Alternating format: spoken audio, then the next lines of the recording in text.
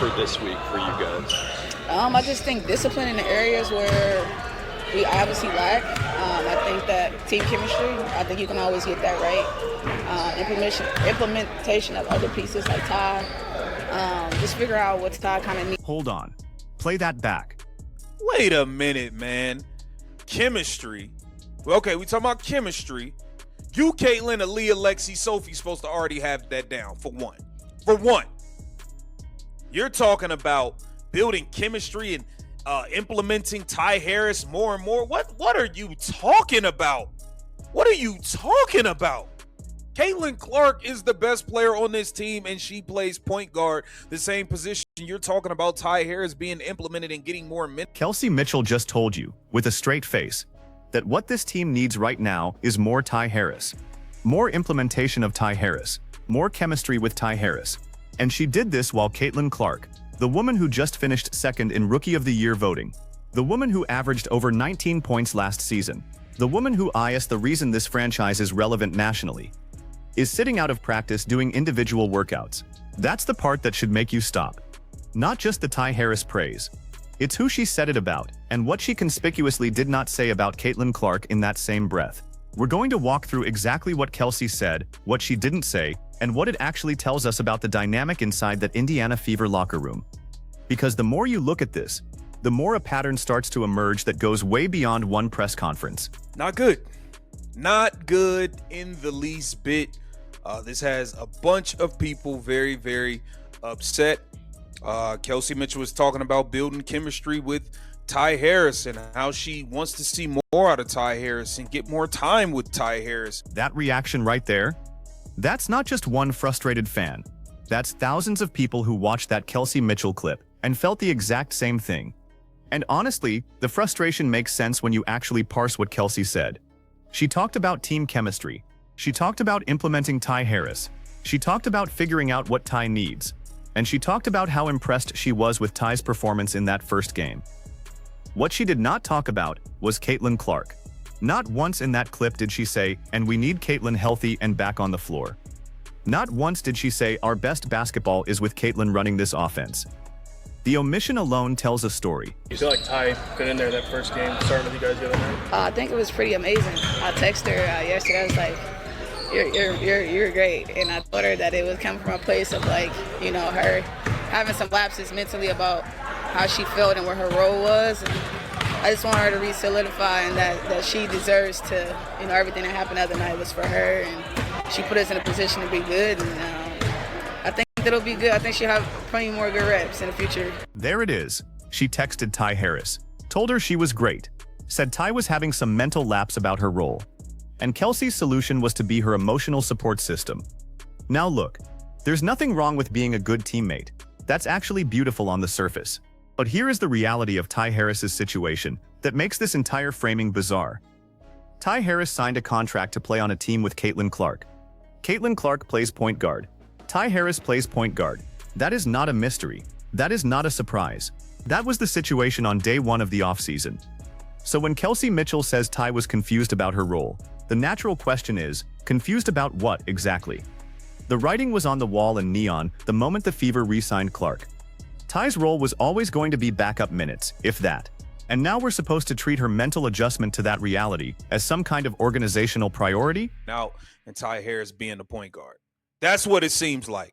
I mean, I feel like y'all played against the LA Sparks, bro. Like y'all played against a team that had a bunch of replacement players. Kelsey Plum out, Cameron Brink out. They blew the whole team up. Like, come on, man. This whole Ty Harris thing. This is the part that breaks the logic completely. The game Kelsey is referencing, the game where she was so blown away by Ty Harris, was against the LA Sparks. A Sparks team that was playing without Kelsey Plum, without Cameron Brink. A Sparks team that had replacement-level players filling major rotation spots. That is not a measuring stick for anything. That is a best-case scenario against a compromised opponent. And yet Kelsey Mitchell is citing that performance as evidence that Ty Harris deserves more implementation, more chemistry building, more minutes going forward. 5 minutes. If we're being honest, 5 minutes a game is probably what Ty Harris should be seeing. Maybe fewer. She's not a starter.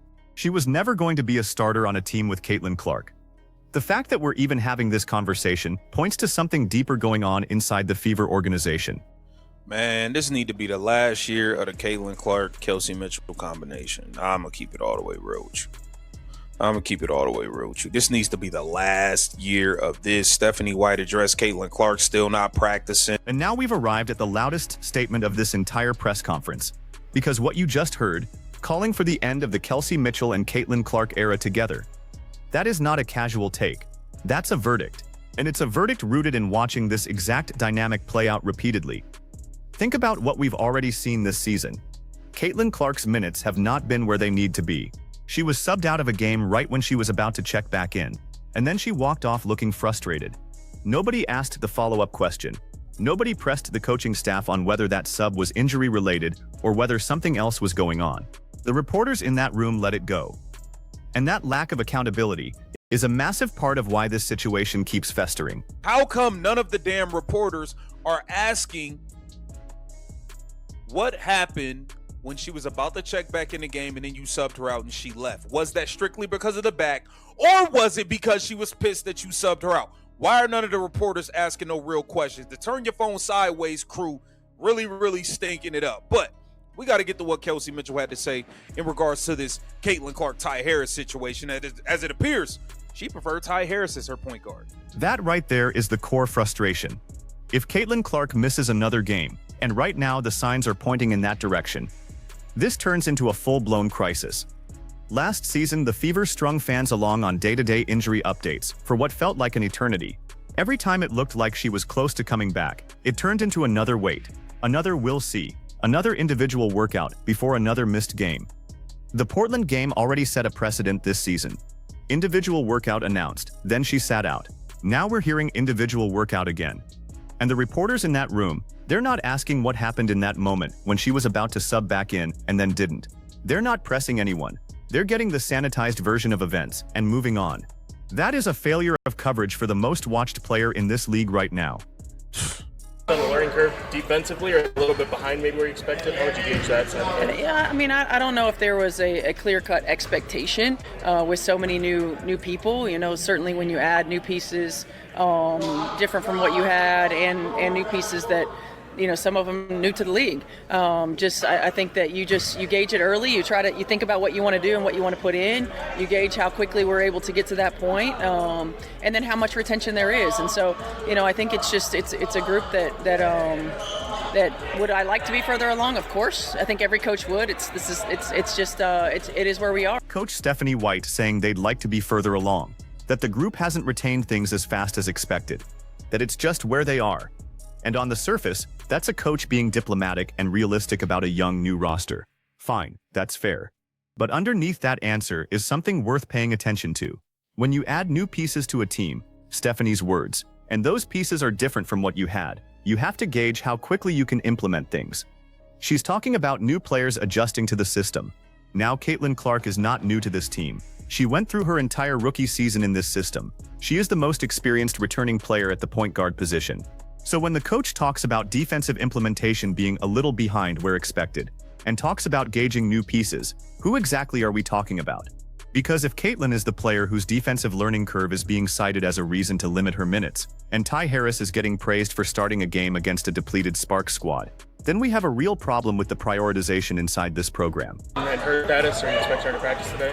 No, she's going to be doing an individual workout today. Here we go with this. She did an individual workout before she sat out the Portland game. Oh my God, man. This is sounding a lot like Vanderbilt, what the player from Vanderbilt was saying, like the injuries, just I don't know, man. This thing needs to be blown. Individual workout today, not full practice. Individual workout. And the reason this matters so much is the pattern. This is not an isolated incident. This is the exact same sequence that played out before she missed the Portland game. Individual workout announced. Then she sat. Now we're in that same sequence again ahead of Sunday's game. And nobody is asking the question that actually needs to be answered. What happened on the sideline when she was about to check in and then got subbed back out? Was that purely about her back, or was there a communication breakdown? Or was she frustrated, and rightfully so, about her minutes situation?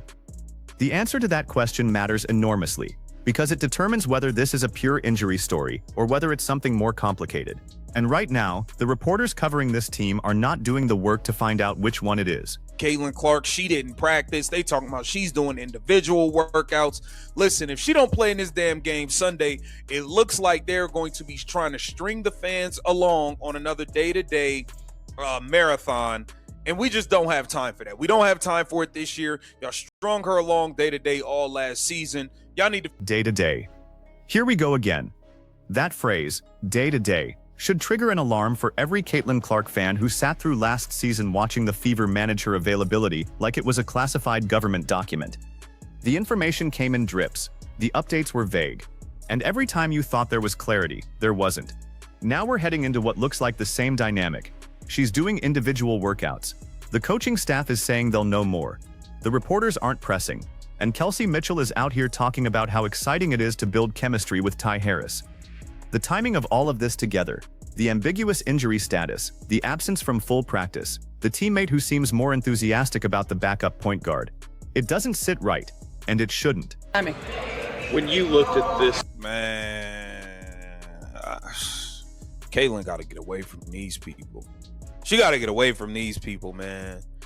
We doing individual workouts. You pulling her out the game. You cutting her minutes. Kelsey Mitchell seemed like she wants Ty Harris to be the starting point guard. This is a clown show, man. Get down in the comments. Let me know what y'all think. Let's keep the vision. Caitlin's got to get away from these people.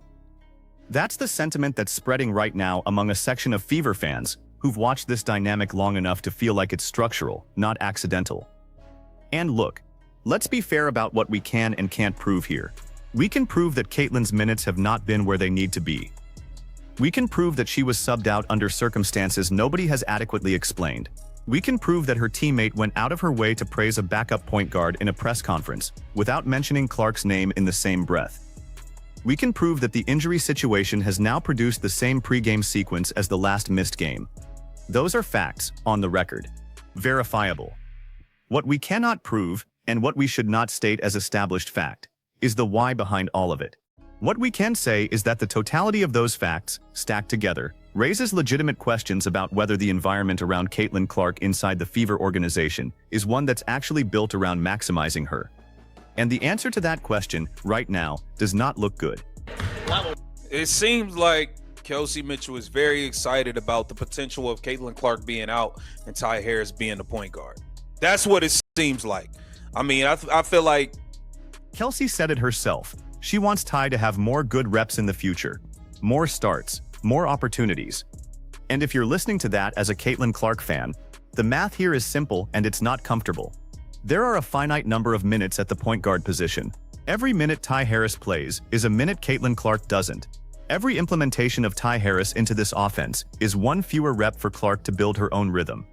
And in a league where continuity and repetition are everything for offensive development, this is not a trivial concern. Last season, Clark took a full year to ramp up in this league and still put up historic numbers. This season, with a new roster around her, she needs more time on the floor to build the connections that make this offense work, not fewer. The idea that the solution to any growing pains is to increase Ty Harris's role rather than give Clark more reps is backwards from every angle of player development logic. Go ahead, Kelsey, man. This whole Ty Harris thing, like, you acting like you want her to be the starting point guard of the team going forward. What's up? Rightly be made about what you guys can do on the court with such a long time out this week, but how much of a mental reset can it be to have almost 10 days between games? Man, I needed it. I ain't gonna lie, I needed it. I'm getting older, so I take that time very serious, just to reset or figure out what I need, figure out what my body needs, and ultimately figure out what makes me feel good to be my best self for myself, for the organization, and for the team. I just think that mentally you gotta be your best version in order to get 10 days between games. And Kelsey Mitchell said she needed it. She needed to reset, figure out what she needs to be her best self, for the organization, for the team. And listen, mental resets are real. Player wellness is real. Nobody is saying Kelsey shouldn't have downtime. But here's the contrast that nobody seems to want to sit with. Kelsey Mitchell needed 10 days to reset and find herself mentally. Caitlin Clark is sitting out with a back injury, doing individual workouts, and the conversation in the building is about how Ty Harris is doing, and what Ty Harris needs, and how excited Kelsey is about Ty's future. The energy in that press conference, where Kelsey put it, tells you a lot about where the emotional investment of this team's leadership is right now. And it is not squarely behind their best player. Kelsey Mitchell had some comments today, and people are not happy about them. I'm damn sure not happy about them. I don't know what you talking about right here, Kelsey. I'm gonna be honest, I don't know what you're talking about here. Okay, obviously, we don't know what is even. People are upset, and they should be. Because here is what this boils down to at its core. The Indiana Fever's path to relevance, to winning, to competing in this league runs directly through Caitlin Clark, not Ty Harris, not a rotating cast of backup point guards. Caitlin Clark, she is the engine, she is the draw, she is the reason that every game this team plays is being watched by a national audience that the WNBA had never seen at this scale before. The ratings, the attendance, the merchandise, the conversations, all of it traces back to number 22. So when a veteran on this roster is publicly, in front of cameras, expressing more enthusiasm about the backup's potential than she is about getting her star healthy and back on the floor, that is a problem. Not a small problem. Not something you dismiss as, oh, that's just Kelsey being a good teammate to Ty. That is a signal. And the organizations that ignore signals like this tend to look back later and wish they hadn't. The real question going into Sunday is not just whether Caitlin plays. It's whether, when she comes back, anything about her situation has actually changed. Or whether we're going to be right back here in a few weeks. Same press conference, same vague injury updates, same backup getting praised while the franchise player watches from the sideline. Drop your answer in the comments. Is this a situation that corrects itself? Or does something structural have to change inside that organization before Caitlin Clark gets the environment she actually deserves? Like, subscribe, share the channel, and let's keep the vision.